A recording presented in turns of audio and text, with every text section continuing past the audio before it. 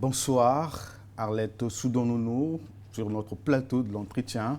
Bonsoir, madame. Bonsoir. On vous voit avec une plâtre. Qu'est-ce qui ne va pas? Vous avez quel problème avec votre bras? Oh non, accident classique, hein. Vous savez, il y a les nouveaux joujoux, là, les nouveaux jouets, là, les overboard. Ouais. J'ai ma petite dernière de 12 ans qui a reçu pour Noël ce jouet. Puis j'ai voulu être un peu intrépide. Puis je me suis fait mal au poignet, tout simplement. Et ça s'est passé à Paris, parce que nous avons vu les images sur Facebook aussi. Oui, tout à fait, puisque je travaille au Congo, mais j'ai mon mari et mes 4 filles sur Paris. Donc j'ai rejoint Paris au 31 décembre et j'ai eu ce petit choc-là le 4 janvier. Voilà. Ça ne vous empêche pas de travailler, vous êtes quand même là.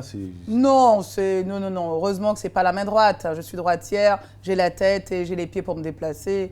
Non, et puis il faut laisser le temps, c'est un plâtre classique, hein, vous savez, il y a plus grave. Ok, nous souhaitons prompt guérison et je pense que dans quelques jours, vous allez enlever ça. Je vous remercie. Voilà. Vous entrez en 2016 avec un ouvrage, Radio Congo, Chronique équatoriale.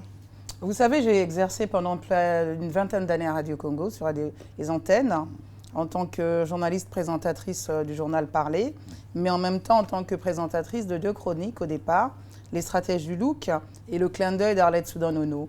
Et en fin de compte, sur près de 1000 chroniques, j'ai décidé de sortir un peu de l'oubli, quelques chroniques qui me semblent d'actualité encore 10 ans après. Et puis simplement, comme une bouteille à la mer, je la propose un peu au lecteur pour voir à peu près l'évolution du monde et voir quel était le regard qui a été mis un peu sur la société multiculturelle qui est la mienne. Quand nous lisons ça, parce que j'ai pris quand même mon temps à lire, ça remonte à plusieurs années, 2008, 2006 et tout. 2004 mais en 2004, on a l'impression que ce que vous dites est très actuel. Il y a une chronique Mauvaise Flamme, c'est au 169 à la page. C'était entre l'avènement de l'année 2008. Vous faites vos vœux. Et ce qui nous marque ici, c'est que quand vous parlez de vos vœux, c'est tellement actuel, on se dit, est-ce qu'on n'est pas dans la même période, rien n'a évolué? Est-ce que je peux vous demander de donner lecture de ce passage? Déjà, vous commencez par dire, mon premier vœu, donc je commence par là, est que nous, autres Congolais, que nous aimions un peu plus entre nous. Vous parlez là de l'amour entre Congolais. Il y a encore trop de jalousie, trop d'envie, trop d'hypocrisie dans nos rapports. Celui qui réussit est immédiatement critiqué et suspecté. Aujourd'hui, nous avons à la mode un langage ou encore une appellation guérie pour parler de pot de vin. Pour parler de l'achat de conscience. Voilà. Mais celui ou celle qui réussit fait montre trop souvent, il faut le reconnaître, d'arrogance et de mépris. Et vous parlez même, il faut rompre ce cercle vicieux où le riche a tout et le pauvre n'a rien. Tout à fait, oui. C'est la réalité aujourd'hui. Écoutez, les choses semblent être toujours constantes.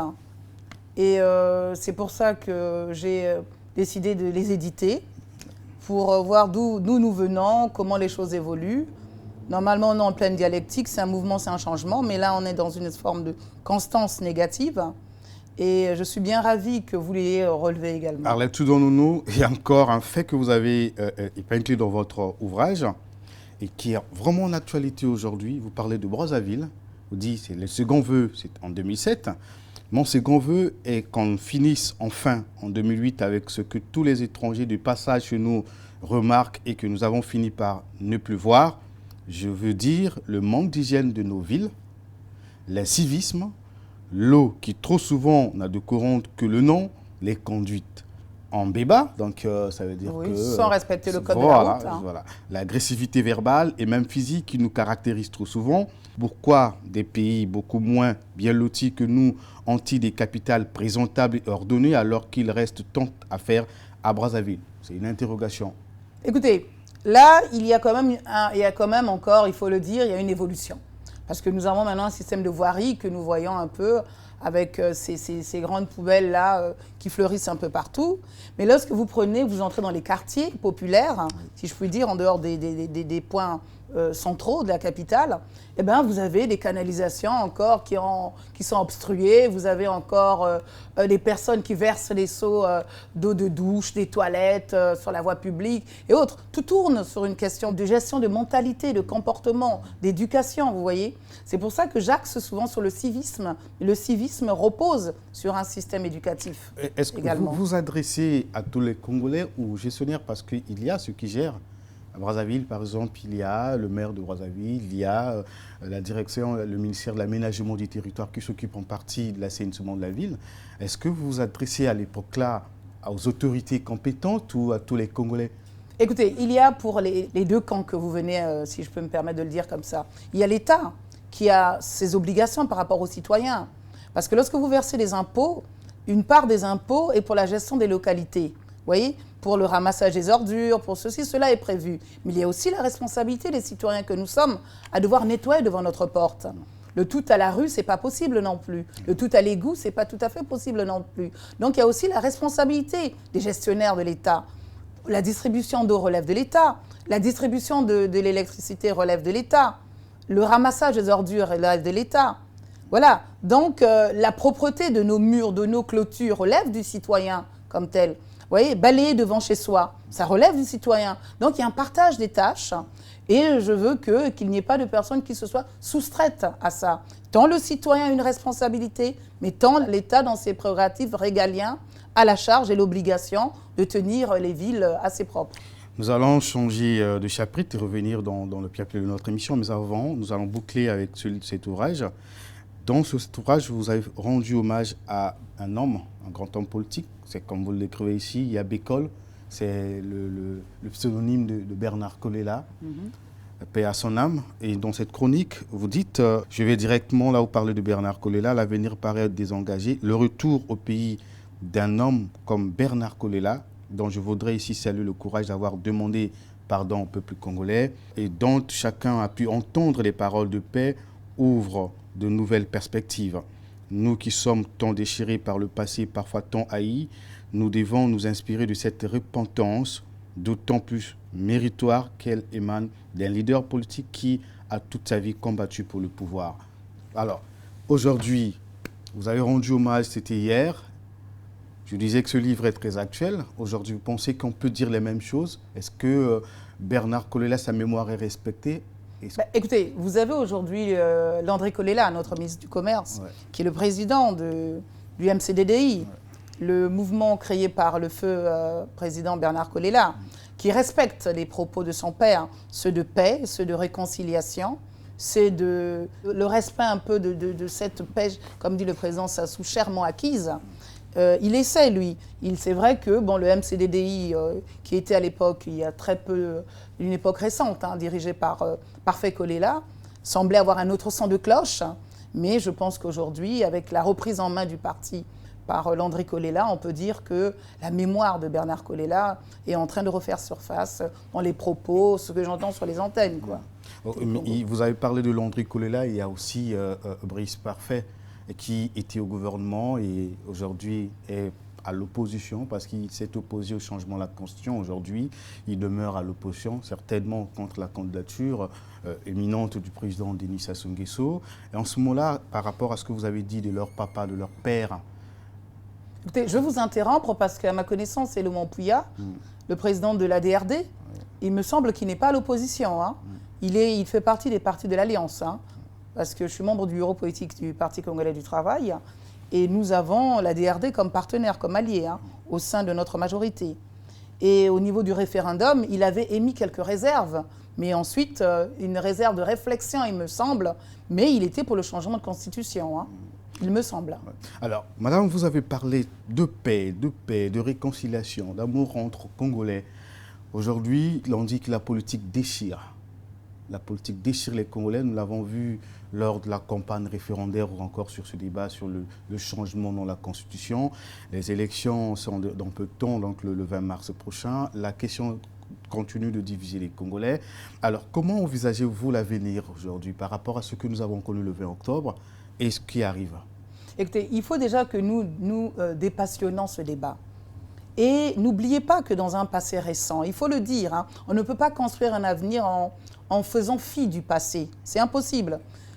Nous avons connu dans ce pays plusieurs périodes insurrectionnelles.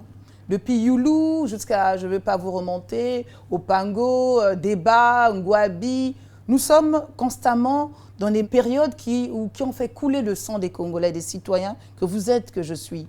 Et aujourd'hui, vous pouvez comprendre la frilosité. Et lorsque vous avez des personnes dites politiques irresponsables qui écrivent dans les réseaux sociaux à un moment donné et qui sur des antennes de chaînes extérieures internationales qui vous disent « Nous, le vin, on vient en découdre par des voies insurrectionnelles, donc atteinte physique des citoyens pour accéder au pouvoir. » Et que lorsque vous avez connu une guerre de 97 qui a été fratricide entre nous, vous pouvez comprendre que le Congolais ait pu avoir peur.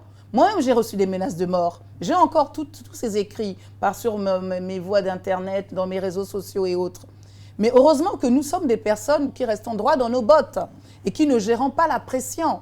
Mais mettez-vous à la place du citoyen lambda, où il y a eu cette bataille de l'opinion, où des irresponsables politiques ont décidé d'accéder au pouvoir en disant « Nous allons faire, nous allons vous mettre dehors, nous allons mettre des barricades, nous allons prendre des armes, nous allons aller sortir le président par la force ».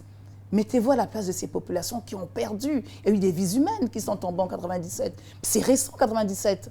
Donc on ne peut pas aujourd'hui balayer ça comme ça et dire que c'est du passé. Même sur l'Europe, l'histoire, il faut la répéter, il faut la ressasser pour que cela reste et qu'on ne reproduise pas les mêmes choses. La guerre de 14-18, on en parle encore. La Deuxième Guerre mondiale, on en parle encore. L'extermination des Juifs, on en parle encore. Mais c'est un devoir de mémoire qui est nécessaire. Madame, nous comprenons bien que vous vous préoccupez de la situation, de la sécurité des populations, très bien. Mais est-ce que ce que propose, ou encore les problèmes que pose l'opposition politique actuelle, ne sont pas fondés de ces problèmes-là? Est-ce que l'opposition représente en partie une partie du peuple aussi? Nous nous parlons de... Écoutez, moi j'ai beaucoup de respect. Parce que quand l'opposition pense que le président Sassou, c'est vrai que la Constitution a changé, qu'il ne devait plus se représenter selon la Constitution passée, et qu'il a déjà passé près de 32 ans au pouvoir, et vous avez décrit plusieurs mots dans votre livre, rien ne change jusqu'à aujourd'hui, rien n'évolue selon cette opposition. Vous pensez que l'insurrection, peut-être pas l'insurrection, mais la marche... Ce sont les mots, non? Ce sont des mots employés, insurrection. Voilà. Je les ai entendus, je pense que vous les avez entendus aussi. La protestation, la désobéissance civile, comme ils l'ont promis, n'était pas la voie ultime. Ce n'était pas la désobéissance civile. Ça, c'était permis dans l'ancienne Constitution de 2002. Ouais. Là, je vous parle d'insurrection. Je ne vous parle pas de désobéissance civile prévue dans les mécanismes de la dernière loi fondamentale. Non, non, non. Je vous parle des insurrections armées. Ouais. Ça, c'est interdit. On ne peut pas... On peut avoir des poursuites pénales. Mais l'opposition n'était pas armée, écoutez, madame. Si elle était armée, je suis désolée, elle était armée. On ne va pas faire le débat ici, elle était armée. Ouais. Mais si vous avez les preuves, vous, qu'elle n'était pas armée, je veux bien les avoir. Moi, je sais ce que j'ai vécu personnellement. J'ai failli être kidnappée. Je sais ce que j'ai vécu. Je suis désolée. Elle était armée. Elle l'a dit, elle l'a revendiqué. Elle a même écrit dans les réseaux sociaux, il y a des traces. On ne va pas s'amuser avec ça. On ne va pas relativiser là-dessus parce que c'est extrêmement grave. J'insiste, c'est extrêmement grave et condamnable. Ils ont beaucoup de chance aujourd'hui d'avoir cet homme de paix qui est Denis Sassou Nguesso, qui pour des raisons toujours de management, de consensus, préfèrent gérer autrement ces problèmes-là. Mais les générations qui sont les nôtres devront à un moment donné traduire devant les tribunaux ce genre de personnes parce qu'il y a eu des preuves. Il y a des personnes de l'opposition qui ont été présentées sur les plateaux de télévision. Je suis désolée. Avec des cocktails Molotov, ce sont des images dans les médias qui sont les vôtres. Madame, mais qu'est-ce que vous reprochez concrètement à cette opposition? Non, non, laissez-moi parler de ce point-là parce que vous soulevez, vous voulez banaliser ça et c'est quelque chose de très très grave, d'extrêmement grave. Ça, c'est le premier point. Le deuxième point, M. Ngolali, lorsque nous parlons d'opposition, ce que je voulais dire, c'est quoi? Dans une démocratie, il est nécessaire d'avoir une opposition, mais pas n'importe quelle opposition. Une opposition constructive, pas celle qui s'oppose pour s'opposer. Pas une opposition qui n'a pas de projet alternatif de gouvernance, si ce n'est tout sauf Sassou. Tout sauf Sassou n'est pas un projet en tel. Moi, j'attends l'opposition sur un débat de projet de société. Nous avons connu une alternance dans ce pays. Moi, j'ai travaillé avec le président Lissouba. Moi, je connais les réalisations, il n'y en a pas eu tant que ça. Et les acteurs dits d'opposition aujourd'hui, moi, j'axerai sur le parti UPADS, qui, pour moi, est le premier parti d'opposition, parce qu'en termes de représentativité d'élus, ils les ont au Parlement. C'est ça aussi une opposition. Madame, nous savons quand on parle de la paix, nous savons que la paix n'est pas seulement l'absence des armes, c'est aussi la quiétude sociale, c'est aussi le respect de la loi. Mais le mal, vous le trouvez où quand l'opposition rappelle au président Sassou le respect de la Constitution? C'est vrai qu'elle n'existe plus. Pourquoi vous voulez m'emmener, vous voulez constamment revenir sur des choses passées? Cette opposition... Mais parce que le combat est sempiternel, elle continue jusqu'à aujourd'hui. Pas du tout, moi j'ai vu la loi fondamentale est passée à la télé, l'opposition était en salle. J'ai vu Tchatima Biala et les autres en salle. Vous parlez de Tchatima Biala en tant que député, mais en tant que homme. Mais il est parti. Non, non, non, c'est pas en tant que député. Il a siégé en tant que c'est la nouvelle loi fondamentale qui est de rigueur. Il est député de la République. Il est allé au Parlement. Il est président d'un parti. Il est le député de l'UPADS. Vous avez oublié que cette opposition n'a pas reconnu ou ne reconnaît pas. C'est vous qui le dites aujourd'hui. En tout cas, moi aujourd'hui, cette opposition reconnaît cette nouvelle République. Elle a siégé. Maintenant, si vous voulez que nous entrons dans le détail en termes d'opposants, Okombi Salissan, qui est un camarade du Parti congolais du travail pour moi, il n'est pas démissionnaire du Parti congolais du travail, il est député du Parti congolais du travail, pour moi, n'est pas un opposant. Voilà, je vous prends ce cas de figure. Ouais. Voilà. Et pour vous, l'opposant ou encore l'opposition devait être comment? Vous parlez tout Mais je vous ai parlé de Tchatima Biala, qui pour moi est un parti d'opposition comme tel. Mais dans les faits, quand nous regardons, là aussi, il y a problème, parce que l'opposition repose sur une idéologie et une démarche différente. Le Parti congolais du travail, là aussi, est un parti social-démocrate. Et l'UPADS est un parti social-démocrate. Vous voyez, nous voulons tromper les Congolais. Mais les Congolais, ce sont des personnes qui commencent à comprendre qu'il n'est pas question comme tel d'opposants qui veulent leur apporter un bien-être, qui s'occupent des problèmes sociaux. Ce sont des personnes, généralement, qui viennent pour des questions personnelles. Moi, j'appelle ça la politique du ventre. Parce que lorsque vous regardez certains opposants, ils ne sont devenus opposants que parce qu'il y a eu rupture de contrat avec le président Denis Sassou Nguesso, qui les a remerciés, soit du gouvernement, soit d'un poste. Et pour moi, ce n'est pas là le débat. Mais je les attends, j'espère qu'ils ont évolué, les choses, c'est de la dialectique. Peut-être que maintenant, en voulant être des vrais opposants, nous attendons pour faire le vrai débat, leur projet de société. Madame, nous avons suivi depuis quelques temps, l'actualité est très récente, le PCT. Vous ne représentez pas le PCT ici, mais la question va un peu dans ce sens-là. Le PCT, la fédération... Je ne suis pas dissociable. Hein. Voilà. Hein, la personne qui est là, Arlette Soudan-Nono, est la directrice de Saint-François d'Assise de Makabandilou, et la présidente du think tank Athéna, et la membre du bureau politique du Parti congolais du travail. Voilà. Alors, donc, madame, nous avons vu les fédérations de PCT des départements réclamer la candidature du président Denis Sassou Nguesso. Vous allez me pardonner de revenir encore là-dessus. Hier, est-ce qu'aujourd'hui, vous ne donnez pas raison à l'opposition quand elle a dit hier que le changement de la Constitution égale maintien du président Sassou au pouvoir? Mais vous revenez, vous me donnez raison. Je vous ai dit, si c'est ça le projet de société, je dis non, ne perdons pas le temps aux Congolais. Le Congolais a besoin des personnes qui viennent et qui vous disent « Nous, qu'est-ce que vous nous proposez pour le panier de la ménagère? Vous, qu'est-ce que vous nous proposez dans le cadre de la scolarisation de mes enfants, dans le cadre de l'électrification, dans le cadre de mon pouvoir d'achat ?» Ça, c'est ce qu'il veut. Mais nous, on a un bilan, on a les municipalisations, on a les hôpitaux qu'on construit partout. Je vous répète que nous avons connu cette alternance et ces personnes aujourd'hui qui veulent, pour certains, être dans l'opposition, ont aussi un bilan qui est connu sur la place de Brazzaville. N'oubliez pas que nous avons connu une guerre de 97. Beaucoup veulent taire ces choses-là parce que ça les arrange de vouloir prendre les Congolais pour des personnes amnésiques. Non, les Congolais savent qui est qui. Ils savent qui a fait et qui n'a pas fait. Ils nous connaissent individuellement. Vous allez être surpris. Mais certains voulaient être des élus, non?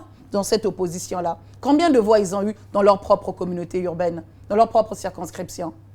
Certains de l'opposition. Certains n'ont même pas eu 200 voix dans leur propre circonscription. Certains même, membres du gouvernement, ont été battus aux législatives et qui sont aujourd'hui dans l'opposition. Et ce sont ces personnes-là qui veulent aujourd'hui dire qu'ils parlent au nom du peuple. Mais le peuple s'est exprimé par voie référendaire. C'est vous qui pensez que, parce que l'opposition jusqu'à aujourd'hui pense qu'à 95%, le peuple n'est pas allé voter ce jour-là du 25 octobre. Mais bon, pourquoi l'opposition aurait raison sur l'administration de l'État? Vous avez les institutions de la République qui ont siégé, qui ont reconnu, le ministère a promulgué. Vous avez la Cour suprême qui confirme. L'organisation même de ces élections, nous le savons que depuis 2012, il y a même quelques cadres du PCT qui l'ont reconnu qu'en 2012, les élections étaient catastrophiques, qu'il fallait refaire le fichier et tout revoir. Donc l'opposition, je pense qu'elle n'a pas... Je ne peux pas vous laisser dire des choses pareilles sans vous interrompre. Vous m'excuserez, M. Ngolali. J'aimerais que vous puissiez me donner le nom de ces cadres du PCT qui vous auraient dit que nous avons connu des grands problèmes et que nous ne reconnaissons pas ce fichier. Non. Le PCT, parti au pouvoir, parti de gouvernement, est allé à Evo, j'y ai participé. Nous avons dit qu'il est normal que nous allons à une révision. Nous sommes allés à Dolisie, nous avons réitéré la même chose. Nous sommes allés à Sibiti, nous avons dit la même chose. Et le chef de l'État avait pris acte, il en a fait un projet plutôt une loi qui est passée aujourd'hui où tous ces aspects sont pris en compte. Donc nous parlons de quoi aujourd'hui? Nous avons aujourd'hui une CENI, une commission électorale nationale indépendante. L'indépendance, pas simplement dans la gestion paritaire, mais financière. Nous avons voulu un bulletin unique, nous avons le bulletin unique. Nous avons voulu la biométrie progressive, nous aurons la biométrie progressive. Mais nous parlons de quoi aujourd'hui? Nous n'allons pas tourner en rond comme ça constamment. Que cette opposition, je vous le répète, n'a qu'à nous sortir le projet alternatif de société. Pour arriver au pouvoir, c'est dans les urnes. Pour elle, ce projet alternatif commence par en fait, le départ du président Sassou Nguesso. La question aujourd'hui... Mais elle n'a pas le bon... Elle, c'est le peuple qui décide. Madame, mais pourquoi encore Denis Sassou Nguesso en 2016? Vous n'avez pas un autre candidat, un autre cadre compétent pour gérer ce pays? Je vais vous dire une chose. La candidature, elle est personnelle. De un, Denis Sassou Nguesso, pour l'instant, ne l'est pas. Vous le réclamez déjà, vous le réclamez moi, personnellement, déjà. Moi, Arlette Soudan-Nono, je souhaite que cet homme de paix, cet homme pour moi providentiel, qui est Denis Sassou Nguesso, qui vient de nous offrir une très très belle constitution, qu'il nous faut mettre en application, pour moi, lorsqu'il a mis ce bateau à la mer, il serait bien qu'il nous l'emmène à l'autre quai. Moi, j'ai besoin qu'il en soit l'initiateur comme il l'a fait, mais qu'il soit celui également qui nous permette de nous l'approprier. Parce qu'il a fait ses preuves et moi, j'ai besoin de sa sagesse, j'ai besoin de cet homme d'expérience. N'ayant pas honte de lire les choses, la France, au sortir de la Deuxième Guerre mondiale, a eu besoin d'un homme fort comme De Gaulle et ils ont eu cet homme fort. Donc, il n'y a pas de raison que lorsque les Congolais, par le biais référendaire, je vous le répète, c'est la souveraineté d'un peuple qui est là. Le peuple a dit, nous voulons Denis Sassou Nguesso, avec le changement de la Constitution, il va aller. Maintenant, si le président veut être candidat, ce que nous souhaitons, les fédérations du PCT librement se sont exprimées, parce que la machine comme telle, la direction politique, ne s'est pas encore exprimée, mais nous allons nous exprimer, parce qu'il y a des mécanismes démocratiques en notre sein. Ouais. Laissez-moi conclure. Si au sein du PCT, il y a des candidatures, des personnes qui veulent s'exprimer, cela est individuel, c'est une démarche personnelle. Donc, on ne peut pas dire pourquoi un tel n'est pas candidat. Si quelqu'un au sein du PCT, nous allons aller aux primaires au PCT, plutôt au Comité national d'investiture, oui. Ils nous auront des candidatures prononcées. S'il y a des candidatures, nous allons aller à l'élection interne et ensuite nous allons aller en comité central pour valider la candidature d'une autre. Donc, à ce moment-là, ceux du PCT qui veulent être candidats, c'est ça aussi la démocratie interne d'un parti, Madame, le seront. Quel est réellement le problème du Congo? Est-ce que c'est le non-respect des lois? Est-ce que c'est la paix qu'on a vraiment besoin ou c'est le social des Congolais, c'est-à-dire que leurs conditions de vie, vous avez parlé même dans votre livre Radio Congo Chronique équatoriale, vous avez parlé des conditions de vie, de l'électricité, vous avez parlé de l'eau. Vous ne pouvez pas bâtir ni développer sans la paix. Aujourd'hui, tous les mécanismes onusiens qu'on a mis partout dans le monde, on évite que tel pays ait le nucléaire. Mais c'est pour éviter d'aller en guerre. Depuis 1997, le Congo est en paix, madame. Mais le Congo est en paix, mais c'est une paix fragile. 1997, c'est hier. Est-ce que vous savez qu'on parle encore de la Deuxième Guerre mondiale ou de la Première Guerre mondiale? Toutes ces commémorations, ces devoirs de mémoire. Mais 1997, c'est récent.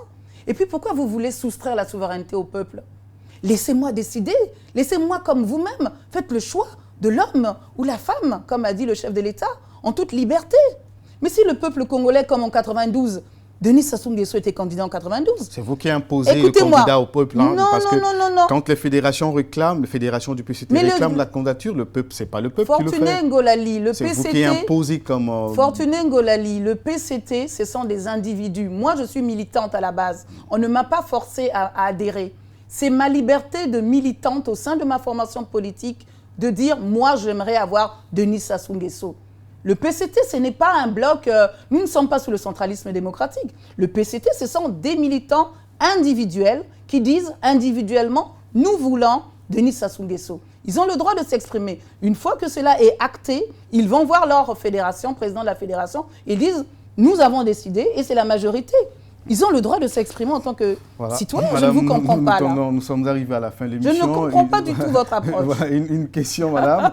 Alors, les élections, c'est dans 2 mois et demi déjà. Quelques semaines nous séparent de cette élection. Il y a des voix aujourd'hui au Congo, je parle bien de l'opposition, qui a dit c'était trop anticipé. Il faut dire c'est anticipé, mais trop anticipé. Il fallait quand même aller au terme des institutions, c'est-à-dire que jusqu'en juin 2016 pour les présidentielles et en 2017 pour les législatives. Pour eux, le président leur a piégé, a tendu un piège.